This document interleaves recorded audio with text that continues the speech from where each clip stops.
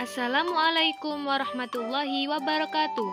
Kami dari kelompok 6 apresiasi drama akan menjelaskan tentang pementasan drama bagian artistik. Berikut anggota kelompok 6. Pertama, Veronica Nanini dengan NIM 12210193027. Kedua, Anggita Putri Prayoga dengan NIM 12210193075. Ketiga, Lutfiana Askuri dengan NIM 12210193047. Dan yang keempat, Muhammad Faroki dengan NIM 12210193121. Pementasan drama dalam kategori artistik. Apa itu artistik? Pengertian artistik. Artistik adalah segala sesuatu yang berkaitan dengan kreasi artistik, ekspresi emosi, diri, dan kegiatan individualistik. Istilah artistik digunakan untuk menyatakan segala sesuatu yang bersifat seni atau memiliki nilai seni. Contohnya pementasan drama, pertunjukan musik, tayangan film, lukisan, dan lain sebagainya. Hakikat tata artistik dalam pementasan drama. Pertama, pengertian tata artistik. Menurut Kamus Besar Bahasa Indonesia, artistik merupakan sesuatu yang bernilai seni, bersifat seni, mempunyai bakat dalam kesenian, atau mempunyai rasa seni. Fungsi tata artistik. Fungsi tata artistik dalam pementasan drama adalah untuk mendukung atau penguat cerita benar-benar terjadi untuk latar tempat, alur, peristiwa, dan suasana drama. Unsur-unsur tata artistik meliputi tata panggung, tata rias, tata lampu, tata busana, tata musik, dan penata artistik. Baik, berikutnya saya akan menjelaskan tentang tata panggung dalam pementasan drama. Tata panggung merupakan pengaturan keadaan panggung sesuai dengan kebutuhan untuk memainkan sebuah drama. Biasanya, panggung dibuat lebih tinggi daripada tempat duduk penonton, agar penonton yang duduk paling belakang dapat menyaksikan apa yang telah diperagakan aktor di panggung. Tata panggung yang baik akan mampu menghadirkan nada dan suasana sesuai dengan tuntutan dalam cerita. Misalnya, panggung yang menggambarkan keadaan ruang tamu diisi dan ditata dengan perabotan yang ada di ruang tamu pada umumnya. Peralatan yang digunakan tidak perlu lengkap seperti ruang tamu yang sebenarnya, namun alat-alat yang digunakan harus sudah menggambarkan sebuah ruang tamu. Selanjutnya adalah macam-macam panggung. Macam-macam panggung dibagi menjadi 4. Yang pertama adalah panggung proscenium. Panggung proscenium merupakan panggung konvensional yang memiliki ruang proscenium atau suatu bingkai gambar melalui mana penonton menyaksikan suatu pertunjukan. Hubungan antara panggung dan auditorium dibatasi oleh dinding atau lubang proscenium. Sedangkan sisi atau tepi lubang proscenium bisa berupa garis lengkung atau garis lurus yang disebut dengan pelengkung proscenium. Dalam panggung ini terdapat layar-layar dan sebeng-sebeng agar segala persiapan di belakang layar tidak terlihat oleh penonton. Berikutnya adalah panggung portable yang dibuat secara tidak permanen atau tanpa layar muka dan dapat dibuat di dalam maupun di luar ruangan dengan menggunakan podium atau platform yang dipasang dengan kokoh di atas kuda-kuda. Adegan-adegan dapat diakhiri dengan mematikan lampu atau blackout sebagai pengganti layar depan. Yang ketiga adalah panggung arena.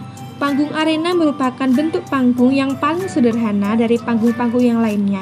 Panggung ini dapat dibuat di dalam maupun di luar ruangan, asal dapat dipergunakan secara memadai. Kursi-kursi penonton diatur sehingga panggung berada di titik tengah.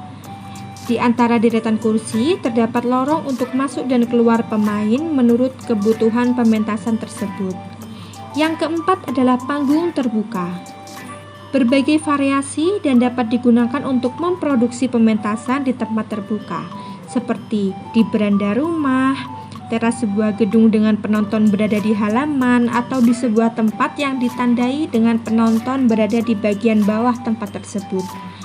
Panggung terbuka permanen yang cukup populer di Indonesia adalah panggung di Candi Prambanan.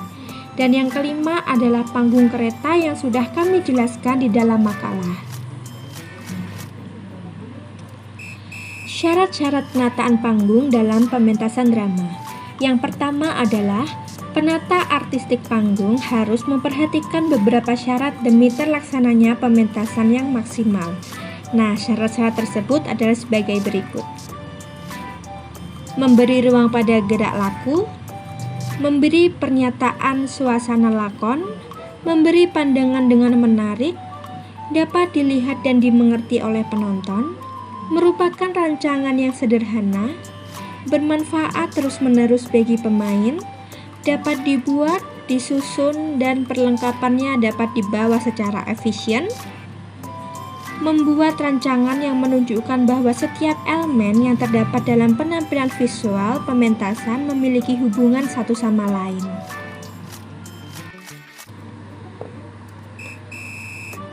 Selanjutnya adalah tahap penataan panggung pementasan drama.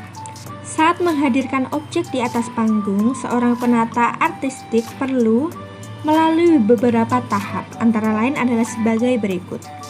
Yang pertama adalah memahami gambar rancangan tata panggung dengan baik, seperti komposisi, ukuran, dan tata letak objek memperhatikan dengan seksama. Yang kedua adalah memilih dan memilah kelengkapan panggung sesuai dengan kebutuhan.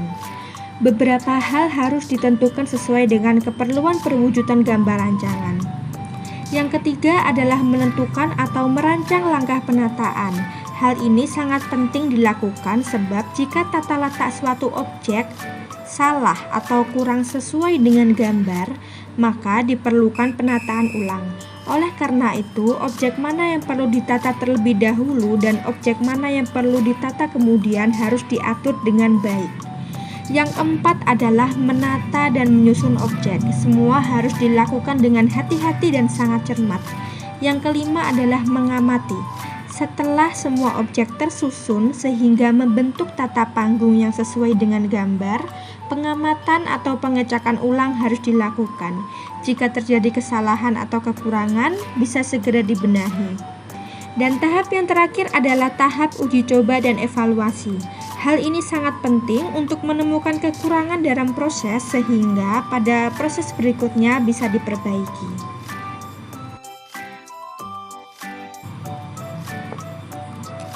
Lalu, tata lampu dalam pementasan drama. Tata lampu adalah pengaturan pencahayaan di panggung. Penata lampu biasanya menggunakan alat yang disebut spotlight, yaitu semacam kotak besar berlensa yang berisi lampu ratusan watt.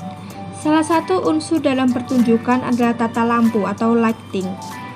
Tujuan dari adanya tata lampu sendiri adalah sebagai penerangan dan pencahayaan panggung untuk mendukung sebuah pementasan. Pementasan akan terlihat megah, dramatik, dan sederhana melalui tata lampu yang dihadirkan. Sedangkan fungsi dari tata lampu sudah kami jelaskan pada makalah. Peralatan tata lampu menurut Endrawarsa tahun 2011. Peralatan lampu menurut Endrawarsa dibagi menjadi 3, yaitu strip light, yang merupakan penataan lampu yang berderet. Deretan lampu ini dapat diberi sekat dan dapat pula tanpa sekat. Deretan lampu ini disusun dalam kotak yang biasanya diletakkan di dalam kotak khusus yang ditempatkan di lantai atau di atas pentas. Yang kedua adalah spotlight, yaitu lampu dengan sinar yang sangat kuat dan berfungsi untuk memberikan sinar pada suatu titik tertentu. Selain itu, spotlight juga digunakan untuk membuat efek-efek tertentu seperti menciptakan air laut, api, guntur, atau kilat, dan lain sebagainya. Yang terakhir adalah floodlight, yaitu sumber sinar yang memiliki kekuatan besar namun tidak menggunakan lensa yang seperti spotlight. Pembahasan berikutnya adalah tahap-tahap penataan lampu dalam pementasan drama.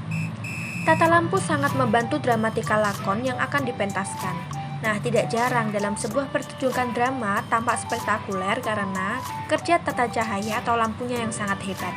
Dalam penggunaan tata lampu di sebuah pertunjukan perlu dipertimbangkan adanya pengontrolan sinar menurut indera suara. Peraturan sinar meliputi 6 hal, yaitu hidup dan matinya lampu, penyuraman sinar, arah sinar, besar sinar spotlight, bentuk sinar spotlight, dan warna dari sinar.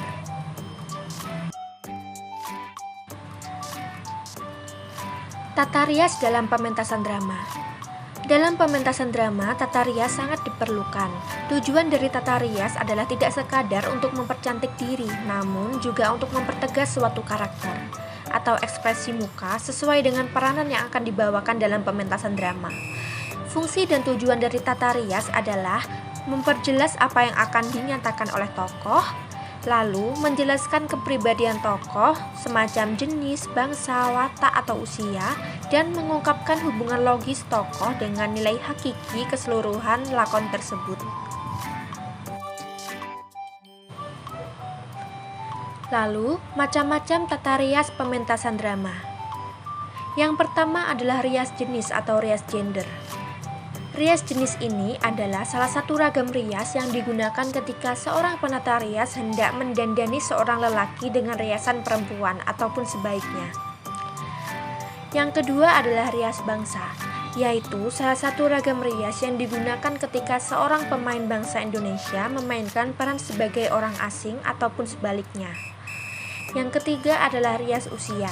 Rias usia adalah ragam rias yang dapat diaplikasikan pada pemeran yang dimainkan oleh karakter dengan perbedaan umur.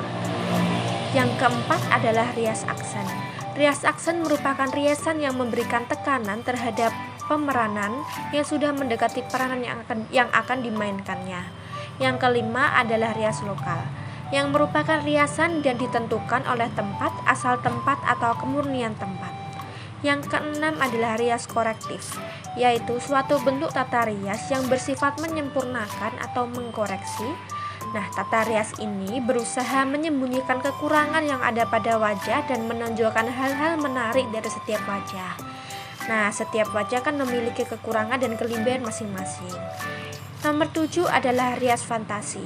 Rias fantasi dikenal dengan istilah tata rias karakter khusus dan disebut tata rias karakter khusus karena menampilkan wujud rekaan dengan mengubah wajah yang tidak realistik. Tata rias ini menggambarkan tokoh-tokoh yang tidak real atau tidak nyata keberadaannya dan lahir berdasarkan daya khayal imajinasi semata.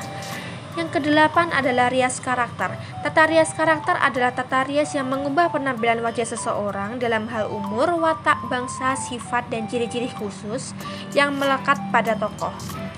Tata rias karakter ini dibutuhkan ketika karakter wajah pemeran tidak sesuai dengan tokoh. Tata rias karakter tidak sekadar menyempurnakan namun mengubah penampilan wajah. Tata busana dalam pementasan drama. Tata busana juga diartikan sebagai seni pakaian dengan segala perlengkapan yang menyertai untuk menggambarkan tokoh dengan penataan tertentu sesuai drama yang dipentaskan. Busana pentas meliputi semua pakaian, sepatu, penutup kepala, dan perlengkapannya, baik yang terlihat jelas maupun yang tidak terlihat jelas oleh penonton. Misalnya, pernak-pernik atau aksesoris berukuran kecil. Macam-macam busana, beragam jenis dan bentuknya. Dalam pementasan drama, jenisnya dapat berupa busana historis, busana sehari-hari, busana tradisional, busana fantasi, dan sebagainya. Tata musik dalam pementasan drama.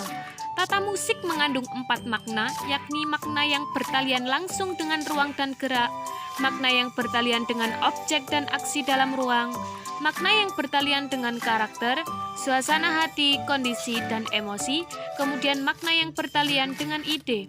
Jenis iringan musik dalam pementasan drama adalah sebagai berikut.